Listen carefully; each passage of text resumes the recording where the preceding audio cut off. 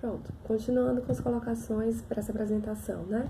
Então, os textos dizem que o tempo e as pesquisas é que dirão sobre os impactos de projeto no comportamento, atitudes e valores dos encarcerados. Como deve ser o modelo dessa prisão, né? Então, Summer vem elencar alguns indicadores sobre esses modelos. Existem modelos de incapacitação, de reforma, de reabilitação, de retribuição, restituição, reeducação e integração. Né? Ele chama a atenção para aquelas que são de reforma, de reeducação, de integração. Por exemplo, a de incapacitação são aqueles presídios que eles querem remover o criminoso da sociedade como deportação. Os de integração, por exemplo, eles têm os criminosos com chances de voltar para a sociedade.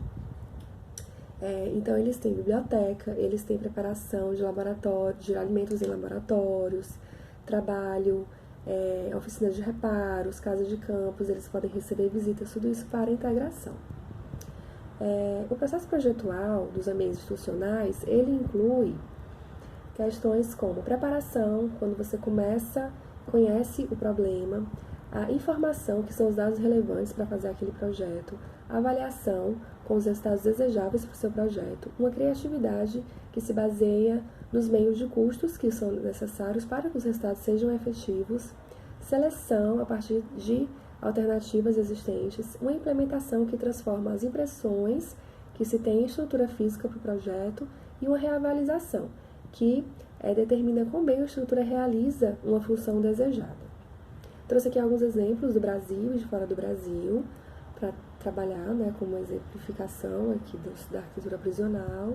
E aí, no Brasil, a gente tem um problema grave, né, uma falência gerencial, porque a realidade penitenciária é arcaica, os estabelecimentos representam espaços sem possibilidade de reintegração, as celas são sujas, úmidas, anti-higiênicas, superlotadas, existem problemas para os presos descansarem, estarem nesses locais.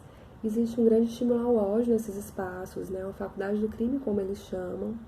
E aí a gente tem o exemplo do Carandiru, né? Que não existe mais, deu lugar ao Parque da Juventude em São Paulo, né? Importante esse parque de lazer esportivo para novos usos, que foi um retrato do que não deu certo, né? Nessas penitenciárias brasileiras, que é o que ainda existe, né? Como a gente vê essa fotografia, celas lotadas, todos os problemas que foram estudados para o ambiente ideal desses ambientes institucionais, né? Que seria necessário.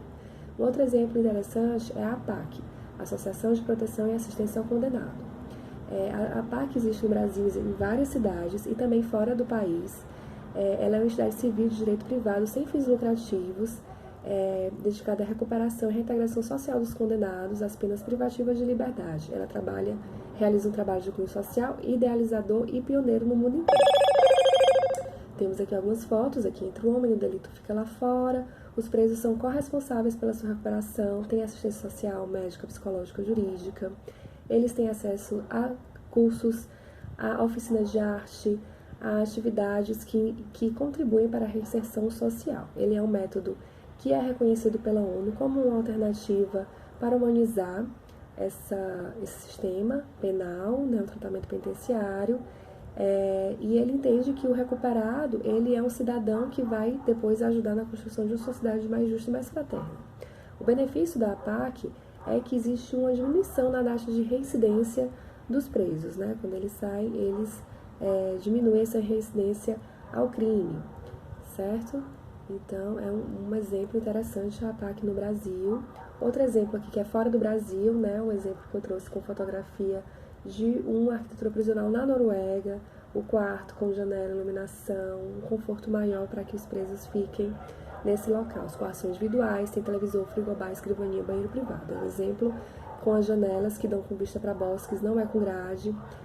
Tão poucos detentos, existe um estímulo ao trabalho, as instalações são adequadas aos projetos de ressocialização do sentenciado. Comparado ao hotel, eles não gostam disso, mas quando comparado aos outros se vê essa vantagem. Lembra vila, uma pequena vila com igreja, escola, campo de futebol, até praia e questões sustentáveis de cuidado com o meio ambiente. A taxa de reincidência desses presos é de 20%, no Brasil é mais de 70%, né? Então isso é interessante que seja considerado, né, por conta dessa baixa reincidência de presos no crime. A manutenção é mais cara, são R$37.000 por mês na Noruega, né? O que equivale aqui no Brasil, o preso tem um custo de R$1.800 a R$4.000 por mês, segundo alguns dados.